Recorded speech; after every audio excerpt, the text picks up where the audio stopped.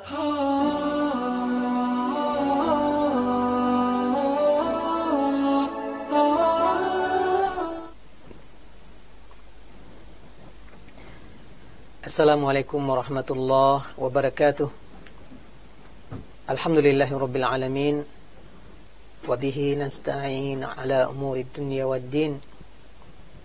Wassalatu wassalamu ala ashrafil anbiya'i wal mursalin nabiyyina Muhammadin wa ala alihi wa sahbihi ajma'in. Asyhadu an la ilaha illallah waliyus salihin. Asyhadu anna Muhammadan abduhu wa rasuluh. Arsalahu Allahu rahmatan lil alamin. Ma'asyiral muslimin wal muslimat rahimakumullah. Usikum wa nafsi bitaqwallahi faqad fazal muttaqun. Ya ayyuhalladzina amanu taqullaha haqqa tuqatih wa la tamutunna illa wa antum muslimun. Kaum muslimin dan kaum muslimat, hamba-hamba Allah dimanapun berada, rahimakumullah. Alhamdulillah, segala puji bagi Allah, kembali kita diberikan kemudahan bertemu dalam sesi Sirah Nabawiyah. Semoga pertemuan kita ini merupakan sebuah kebaikan bagi kita dan mendapatkan ridha dari Allah Subhanahu wa taala. Kemudian kita berselawat untuk Nabi Muhammad sallallahu alaihi wasallam. Allahumma shalli ala Muhammad wa ala alihi wa sahbihi ajma'in. Kaum muslimin dan kaum muslimat, hamba-hamba Allah rahimakumullah. Kajian Sirah Nabawiyah kita kali ini temanya adalah peristiwa penting pasca perang Uhud. Pada pertemuan yang lalu kita sudah membahas peristiwa perang Uhud, di mana kaum muslimin mengalami semacam kekalahan setelah bertempur melawan pasukan kafir Quraisy yang berkekuatan sekitar 3.000 orang, sementara kekuatan kaum muslimin sebanyak 700 orang. Awalnya pertempuran sudah akan dimenangi oleh pasukan Rasulullah SAW, akan tetapi ketidakdisiplinan pasukan berpanah di atas bukit yang ditugaskan oleh Rasulullah SAW untuk berjaga, dan mereka turun ikut serta mengambil rampasan perang. Ini membuka celah bagi pasukan kafir Quraisy untuk membalikkan suasana, menyerang pasukan Rasulullah SAW dari arah belakang. Namun Rasulullah SAW walaupun sempat terdesak, nyaris terbunuh dengan para sahabat, dapat menyelamatkan diri ke atas bukit Uhud, dan kemudian setelah itu mereka kembali ke Madinah. Pada kesempatan ini kita akan membicarakan beberapa peristiwa penting pasca perang Uhud menjelang terjadinya perang Khandaq. Pertama, kita bahas sedikit perang Hamra'ul Asad, lalu kemudian tragedi Sumur Ma'unah, dan terakhir nanti perang Bani Nadir. Kaum muslimin dan kaum muslimat, hamba Allah yang mulia, selepas Rasulullah dan para sahabat lolos dari perang Uhud, mereka kembali masuk kota Madinah. Seluruh para sahabat yang terluka mengobati luka-lukanya dan membersihkan badan mereka semuanya. Maka pada kondisi itu Rasulullah SAW merasa sangat khawatir bahwa Quraisy tidak saja kembali ke Mekah, tapi khawatir Quraisy balik menyerang Madinah, karena sebenarnya pertempuran belum berakhir dan Quraisy belum mendapatkan sesuatu yang sangat berharga sebagai pembalasan kekalahan mereka pada perang Badar. Jadi ada kecemasan, ada kekhawatiran Rasulullah SAW bahwa Quraisy akan balik dan tidak saja menyerang, tapi juga akan menghabisi penduduk Madinah semuanya, karena kekuatan mereka juga memadai untuk melakukan itu. Sementara para sahabat sebagian dalam kondisi terluka selesai kemarin perang Uhud. Maka ketika itu Rasulullah SAW mengumumkan kepada para sahabat semuanya bahwa esok hari kita akan segera menyerang kembali Quraisy, memberikan pelajaran dan memberikan pukulan balasan atas apa yang kemarin terjadi. Dan Rasulullah SAW memberikan instruksi tidak boleh ikut perang besok kecuali yang sudah ikut perang kemarin. Dan ini sebuah ketegasan Rasulullah SAW dalam mengambil sikap, walaupun pasukan dalam kondisi terluka, tetapi Rasulullah tidak ingin peperangan besok ada barisan munafik dalam barisan mereka. Karena bila nanti berangkat pula dan di tengah jalan mereka mundur, pasti ini akan mengganggu kondisi psikologi pasukan, kondisi kejiwaan dan semangat tempur, sebagaimana kemarin telah terjadi. Maka Rasulullah langsung saja terang-terang mengatakan, tidak ada yang keluar besok bersama kita kecuali yang kemarin ikut perang bersama kita. Nah, pada kesempatan ini lagi-lagi gembong munafik Abdullah bin Ubay bin Salul datang menghadap Rasulullah, minta izinkan kami ikut perang. Padahal kemarin dia yang penyebab sekitar 300-an prajurit barisan kaum munafik keluar dari barisan pasukan kaum muslimin yang sudah berkekuatan 1000 orang, 300 keluar. Dialah pangkal penyebabnya. Maka Rasulullah menolak dengan tegas, dia tolak. Karena Rasulullah juga sudah tahu inilah Ra'sul munafiqin, inilah gembong para munafik.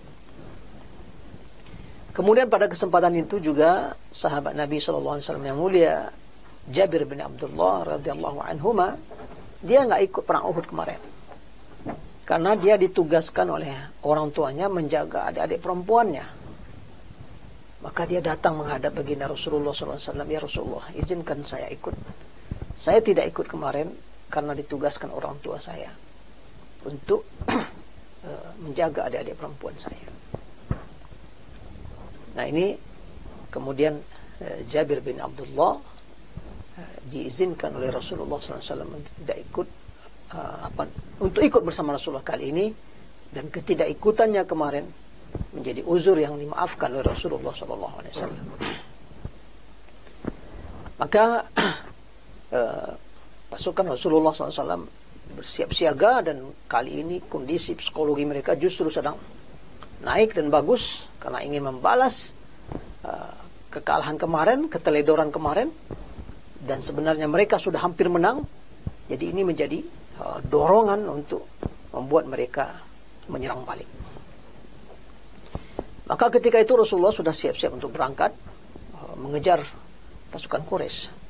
Dan sebenarnya Quraisy juga dalam perjalanan mereka sudah berjalan menuju kota Mekah.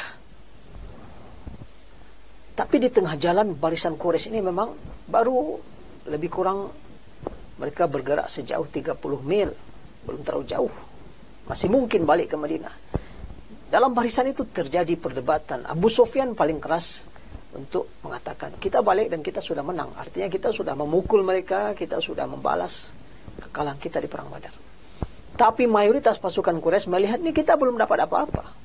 Kita belum berhasil membunuh Muhammad. Ini apa gunanya kalau kita balik lagi? Kalau kita balik ke Mekah. Maka mayoritas akhirnya sepakat balik ke Madinah, lanjutkan apa yang sudah kita capai hari ini. Jadi apa yang dikhawatirkan oleh Rasulullah ini betul terjadi di barisan kafir Quraisy. Mereka ingin balik menyerang kota Madinah. Tidak cukup hanya hasil kemenangan pada perang Uhud kemarin. Nah waktu itu Rasulullah SAW sudah siap-siap untuk berangkat dengan pasukannya, dengan ruh dan semangat perjuangan yang sangat tinggi. Waktu itu datanglah Ma'bad bin Abil Ma'bad Al-Khuza'i. Dia sebenarnya bagian dari koalisi Quraisy atau kabilah yang dekat dengan Quraisy. Tapi dia datang kepada Rasulullah dan kemudian menyatakan keislamannya. Ini nikmat dari Allah Subhanahu wa taala. Dan sekaligus Ma'bad bin Abil Ma'bad Al-Khuza'i ini menawarkan kepada Rasulullah, ya Rasulullah, boleh nggak aku melakukan manuver-manuver yang penting membuat Quraisy ini kocar-kacir dan kabur. Lalu Rasulullah SAW mempersilahkan, al-harbu khud'ah, perang itu tipu daya. Maka Rasulullah izinkan Ma'bad bin Abil Ma'bad Al-Khuza'i ini berangkat lebih dahulu, dan dia duluan mengejar pasukan Quraisy. Nah, ketika itu Quraisy sudah sepakat, kita akan habisi kaum muslimin dan kita porak-porandakan kota Madinah. Mereka pun juga sudah bergerak menuju kota Madinah. Jadi ini sudah sama-sama bergerak. Maka ketika itulah Ma'bad duluan datang dan berjumpa dengan Quraisy, berjumpa dengan Abu Sufyan. Pasukan Quraisy sedang semangatnya lagi karena sudah satu kata, satu keputusan ingin menghabisi kota Madinah. Dan mereka tidak tahu Ma'bad bin Abil Ma'bad ini sudah masuk Islam, tidak tahu mereka.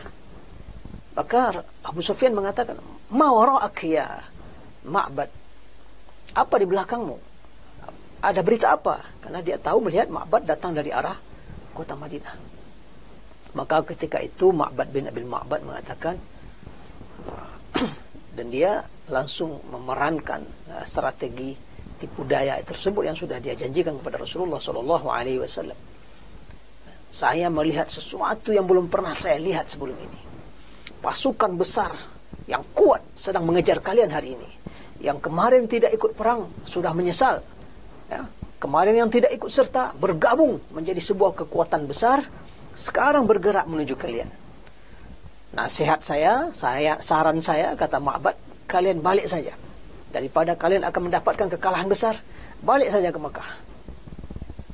Wah, Abu Sufyan kaget dan semua yang lain mendengar. "Ini kami sudah sepakat untuk akan menghabisi Madinah." "Saya beri nasihat," kata Ma'bad. "Dengarkan ini." Langsung rupanya petinggi-petinggi Quraisy yang lain, ya, komandan tempur pasukan Quraisy ini langsung down dia, langsung ngeper dia. Langsung jatuh semangat tempurnya mendengar penuturan Ma'bad bin Abil Ma'bad Al-Khuzai yang sangat-sangat meyakinkan. Akhirnya mereka segera untuk secepatnya balik pasukan, karena bergerak 3.000 orang untuk balik ke Mekah ini bukan sesuatu yang bisa dilaksanakan dengan cepat. Maka Ma'bad mengatakan, "Segeralah, ya, kalian sebelum pasukan kaum muslimin datang, ujung pasukan kalian sudah tersembunyi di balik bukit sana." Maka segeralah Abu Sufyan membawa balik pasukannya menuju kota Mekah, khawatir nanti suasana kemenangan ini berubah menjadi kekalahan. Dan mereka segera berbalik. Tidak lama setelah itu Rasulullah sampai di tempat yang bernama Hamra'ul Asad, ya, dalam rangka mengejar pasukan kafir Quraisy. Sampai di sana Rasulullah bermukim lebih kurang 3 hari karena di sana tidak lagi mendapatkan pasukan Quraisy. Tapi Rasulullah SAW berhasil menangkap seorang pengkhianat yang bernama Abu Izzah Al-Jumahi. Dia sebenarnya tertawan ketika perang Badar. Lalu dengan belas kasihan Rasulullah SAW, dia dibebaskan dari tawanan tanpa tebusan dan kembali balik ke Mekah, tapi dengan janji tidak akan lagi mengganggu Rasulullah dan para sahabat. Tapi ternyata Abu Izzah Al-Jumahi ini ikut dalam barisan kafir Quraisy ketika perang Uhud. Dia berhasil ditangkap oleh Rasulullah, oleh pasukan Rasulullah. Lalu dia kembali memelas, ya, mengiba, minta maaf kepada Rasulullah. Dia tidak akan ulang lagi perbuatannya ini dan tak akan mengganggu lagi Rasulullah dan kaum muslimin. Tapi kali ini Rasulullah tidak mau 2 kali ditipu, 2 kali dibohongi. Maka Rasulullah perintahkan sahabat memenggal lehernya. Maka Abu Izzah Al-Jumahi dihukum mati Rasulullah SAW. Kemudian juga ada satu orang berhasil ditangkap oleh pasukan Rasulullah, namanya Muawiyah bin Mughirah. Dia ini orang kafir Quraisy, masih satu kabilah dengan Utsman bin Affan dan masih dekat hubungan dengan keluarga Utsman bin Affan. Dia minta izin, minta perlindungan Utsman, dia ingin berada di Madinah selama 3 hari. Maka atas jaminan Utsman, Muawiyah bin Mughirah ini diizinkan berada di Madinah. Tapi Utsman hanya memberikan jaminan 3 hari. Rupanya Muawiyah bin Mughirah ini lebih dari 3 hari berada di Madinah dan kerjanya memata-matai kondisi kota Madinah. Maka dia kemudian berhasil ditangkap oleh Rasulullah SAW dan langsung dipenggal lehernya, dihukum mati. Ini peristiwa Ahmar Asad, sehingga Rasulullah kembali memastikan, memberitakan kepada seluruh Jazirah Arab bahwa mereka tidak kalah dan bahkan melakukan serangan balik yang membuat kafir Quraisy kembali lagi ke Mekah, takut dan khawatir mereka akan kalah setelah menang. Ya, kita ketahui perang Uhud terjadi sekitar bulan Syawal, kemudian sekitar 4 bulan setelah itu terjadi sebuah tragedi yang sangat mengerikan, yaitunya yang dikenal dengan istilah tragedi Sumur Maunah, di mana ada seorang yang bernama Abu Barra Amir bin Malik datang menghadap Rasulullah, atau dia datang ke Madinah. Oleh Rasulullah diajak masuk Islam, dia tidak mau. Tapi dia tidak juga menjauh, dia tidak juga menolak.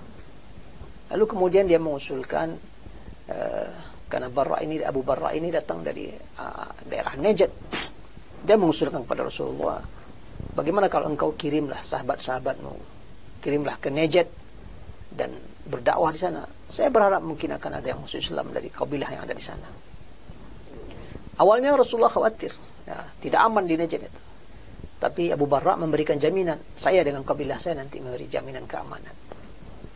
Akhirnya Rasulullah SAW mengirim sekitar 70 orang para sahabat penghafal Al-Quran, ya, para sahabat yang sangat memahami Al-Quran dan penghafal Al-Quran, sahabat-sahabat terbaik. Waktu itu sekitar 70 orang Rasulullah kirim berangkat. Nah, di tengah jalan ketika mereka sampai di sebuah tempat tidak jauh dari Bani Sulaim, mereka beristirahat. Rupanya mereka di sana dikhianati. Mereka dikepung oleh pasukan Bani Sulaim dan seluruhnya dibantai, dibunuh oleh pasukan kabilah Bani Sulaim. Dan ini sebuah pembantaian yang sangat mengerikan. Tidak ada satupun yang selamat. Ada 2 orang sahabat yang berada tidak jauh dari lokasi itu. Mereka adalah Amr bin Umayyah dan Mundhir bin Uqbah. Tak jauh dari sana dia melihat burung-burung berterbangan, burung-burung pemakan bangkai. Maka dia menyaksikan ada pertempuran tidak jauh dari sana. Maka mereka berdua datang ke lokasi pembantaian tersebut, dan kaum musyrikin Bani Sulaim masih terus melakukan memerangi sahabat yang 70 ini. Akibatnya Munzir bin Uqbah juga syahid, terbunuh. Sementara Amr bin Umayyah Ad-Dhamiri dia ditawan oleh Bani Sulaim, lalu kemudian berhasil dilepaskan karena ada hubungan kerjasama kabilahnya dengan Bani Sulaim. Maka Amr segera kembali menghadap Rasulullah, melaporkan peristiwa yang mengerikan ini. 70 sahabat terbaik syahid dibantai oleh Bani Sulaim. Maka berita ini segera disampaikan kepada Rasulullah SAW, yang akibatnya Rasulullah SAW selama lebih kurang 1 bulan Rasulullah melakukan kunut nazilah, melaknat dan mendoakan Bani Sulaim yang telah melakukan pengkhianatan dan membantai sahabat-sahabat Rasulullah SAW. Namun kaum muslimin dalam perjalanan pulang ini, Amr bin Umayyah Ad-Dhamiri ini begitu akan berangkat menuju Rasulullah melaporkan peristiwa pembantaian ini, dia sempat istirahat di sebuah tempat, dan bertepatan dia dengan istirahat di tempat itu ada 2 orang laki-laki dari Bani Kilab yang juga istirahat. Rupanya Amr bin Umayyah mengira ini 2 orang ini yang juga ikut serta tadi membantai saudara-saudaranya. Dia tidak hafal wajah mereka. Ketika 2 orang yang sudah istirahat dan tertidur, maka kedua-duanya dibunuh oleh Amr bin Umayyah. Dia mengira ini adalah orang yang terlibat membunuh para sahabat kemarin. Maka dibunuhnya kedua orang ini. Lalu setelah itu dia datang kepada Rasulullah, melaporkan semua kejadian pembantaian 70 orang sahabat, dan juga melaporkan 2 orang yang dibunuhnya. Rupanya 2 orang ini kaum muslimin bukanlah dari Bani Sulaim, tapi ternyata 2 orang ini dari Bani Kilab, yang kebetulan Bani Kilab ini ada perjanjian damai dan ada perjanjian sekutu bersama Rasulullah SAW. Ini menimbulkan permasalahan baru juga. Sudahlah Rasulullah dan sahabat ditimpa musibah besar dengan syahidnya 70 orang sahabat para penghafal Al-Quran. Lalu ini ada pula pembunuhan tidak sengaja, ya, tersalah membunuh orang, mengira itu adalah musuh yang telah melakukan pembantaian, ternyata itu kawan sekutu kabilah lain yang ada kerjasama dengan Rasulullah. Maka ini konsekuensinya Rasulullah dan para sahabat mesti membayar diat pembunuhan. Ya, kita tahu diat membunuh tidak sengaja satu orang itu 100 ekor onta. Nah, ini 2 orang ini, berarti 200 ekor onta. Sebuah angka yang sangat besar. Maka kemudian Rasulullah mengumpulkan berapa yang mampu untuk mengganti diat pembunuhan tidak sengaja 2 orang. Tapi ini tidak memadai, tidak cukup. Maka ketika itu Rasulullah SAW sengaja datang pergi menemui Bani Nadir, Yahudi Bani Nadir. Karena memang kan sudah ada perjanjian Piagam Madinah bahwa mereka akan saling bantu, saling menolong bila ada salah satu menghadapi kendala, menghadapi permasalahan. Bila salah satu diserang oleh musuh yang lain, ada perjanjian saling bantu, saling tolong. Maka berdasarkan perjanjian ini Rasulullah SAW bersama Abu Bakar, Umar, Ali dan beberapa sahabat lain datanglah menuju benteng Bani Nadir. Maka Rasulullah datang ke benteng itu dan disambut oleh Bani Nadir, Yahudi Bani Nadir, dan Rasulullah menyampaikan keinginannya untuk minta bantu. Maka Yahudi Bani Nadir mengatakan, baik, kami akan musyawarahkan, kami akan bantu apa yang engkau butuhkan, tapi silakan tunggu sebentar di sini. Maka Rasulullah SAW, Abu Bakar, Umar, Ali dan beberapa sahabat itu menunggu di dinding benteng Bani Nadir. Lalu mereka masuk ke dalam benteng, seperti yang mereka katakan, seperti yang mereka janjikan, mereka akan bermusyawarah, mereka akan rapat dulu memutuskan membantu berapa. Tapi rupanya mereka di dalam bermusyawarah akan membunuh Rasulullah. Salah seorang di antara mereka mengusulkan harus ada kita yang naik ke atas batu, ke atas benteng itu, dan kemudian melemparkan batu kepada Rasulullah SAW, sehingga itulah bisa kita membunuh Rasulullah. Awalnya salah seorang Yahudi mengatakan, jangan lakukan itu, pasti dia akan tahu apa yang kita bicarakan.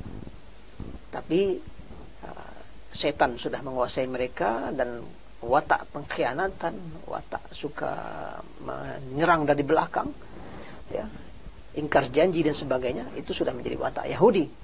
Akhirnya mereka tetap, ya, salah seorang mereka sudah siap melakukan itu. Maka malaikat Jibril datang menghampiri Rasulullah dan mengabarkan apa yang direncanakan oleh Yahudi. Langsung saja Rasulullah SAW serta-merta berdiri dan langsung berangkat secepatnya, meninggalkan benteng Bani Nadir menuju Madinah. Sehingga para sahabat heran, langsung mengejar Rasulullah SAW. Dan mereka bertanya apa yang terjadi, maka Rasulullah mengabarkan apa rencana yang dilakukan oleh Yahudi. Nah, maka langsunglah Rasulullah mengumpulkan pasukannya dan mengirim, sebelum mengepung benteng Bani Nadir, Rasulullah mengirim Muhammad bin Maslamah. Masih ingat kita, Muhammad bin Maslamah, salah seorang jagoan sahabat Rasulullah yang berhasil mengeksekusi Ka'ab bin Ashraf, gembong Yahudi yang bertahan di bentengnya. Kali ini lagi-lagi Rasulullah mengirim Muhammad bin Maslamah. Kirim Muhammad bin Maslamah ke benteng Bani Nadir, sampaikan, kalian harus tinggalkan Madinah. Saya beri waktu hanya 10 hari. Lebih dari 10 hari siapapun yang ada akan kami bunuh dan kami tangkap. Maka Yahudi Bani Nadir menyadari kesalahan mereka, menyadari pengkhianatan atas perjanjian dan kesetiaan yang mereka buat sebelumnya. Mereka siap-siap ingin meninggalkan benteng mereka. Namun rupanya gembong kaum munafikin, ya, Abdullah bin Ubay bin Salul mengetahui hal ini, dan dia langsung datang kepada Nadir Yahudi. Jangan takut, saya akan kirim 2000 pasukan bersama kalian. Ini yang Allah ceritakan dalam surat Al-Hasyr. Lain ukhrijtum lanakhrujanna ma'akum wa la nuti'u fikum ahadan abada. Kalau kalian keluar, nanti kami keluar pula bersama kalian. Kami tidak akan patuh kepada Muhammad, kami tidak akan ikuti Muhammad dan kawan-kawannya itu. Kami akan membela kalian. Ini perkataan kaum Yahudi, Abdullah bin Ubay bin Salul, yang Allah abadikan dalam surah Al-Hasyr. Kalau kalian terusir, kami ikut keluar bersama kalian. Wala in qutiltum lanansurannakum. Kalau kalian diperangi, kami akan nolong kalian. Wah, itu janjinya orang munafik. Tapi itu semua adalah bohong. Nah, Bani Nadir begitu mendapat pembelaan dari Abdullah bin Ubay bin Salul, akan dibantu pula dengan 2000 pasukan, balik lagi percaya dirinya. Mereka juga punya senjata di dalam benteng mereka. Akhirnya mereka tidak mau kembali. Tidak mau keluar dari benteng dan tidak mau keluar dari kota Madinah. Maka Rasulullah SAW begitu lewat harinya, Rasulullah mengepung benteng Bani Nadir lebih kurang selama 6 hari. Dikepung dengan ketat.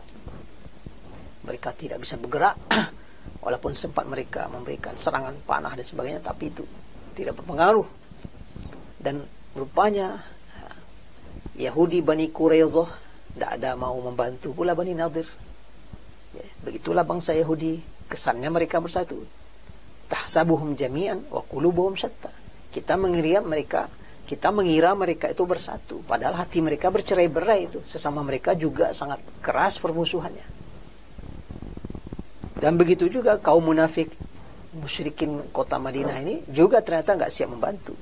Mereka tidak datang membantu Bani Nadir. Akhirnya Bani Nadir menyerah.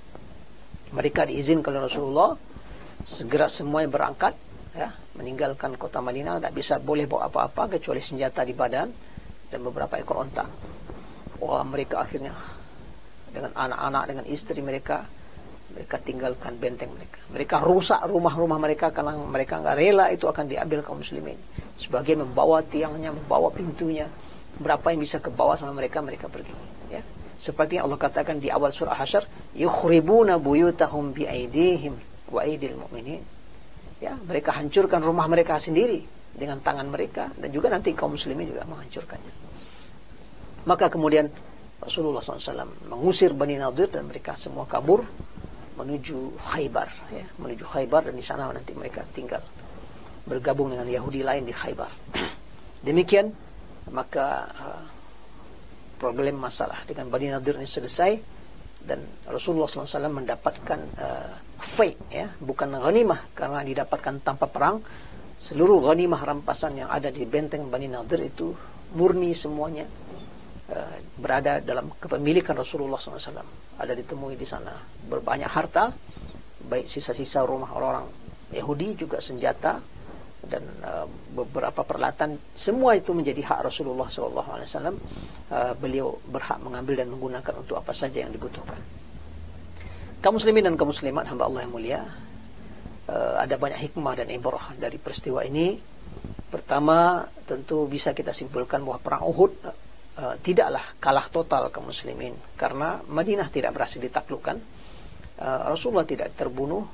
Para sahabat juga memang ada syuhada sampai 70 orang, tetapi secara umum justru di ujungnya dengan perang Hamra'ul Asad, 1 hari setelah perang Uhud, Rasulullah melakukan serangan balasan yang membuat kafir Quraisy kocar-kacir dan takut kemenangan yang mereka peroleh di perang Uhud menjadi berubah. Mereka kabur kembali ke Mekah. Jadi tidak murni kalah total, hanya kafir Quraisy mampu memberikan sedikit pukulan balasan atas kekalahan mereka di perang Badar. Pelajaran kedua, loyalitas, kesetiaan para sahabat kepada Rasulullah. Walaupun badan terluka, walaupun ya situasi baru saja letih dan lelah, baik secara fisik ataupun secara kejiwaan, setelah sehari kemarin suasana mengerikan perang mereka yang nyaris kalah, mereka siap kembali berangkat bertempur dengan luka-lukanya. Ini adalah kesetiaan para sahabat, loyalitas para sahabat kepada Rasulullah SAW. Dan ini adalah kunci kemenangan dalam dakwah. Loyalitas dan kesetiaan dalam jalan dakwah, ini adalah kunci kekuatan dakwah. Yang ketiga, pelajaran, selalu ada pengkhianat dalam sejarah perjuangan kaum muslimin. Ya, terjadi pengkhianatan, terbantainya 70 penghafal Al-Quran. Terjadinya pengkhianatan sehingga Rasulullah SAW dikerjain oleh orang-orang Yahudi. Ini sesuatu yang akan terus berulang sampai akhir zaman.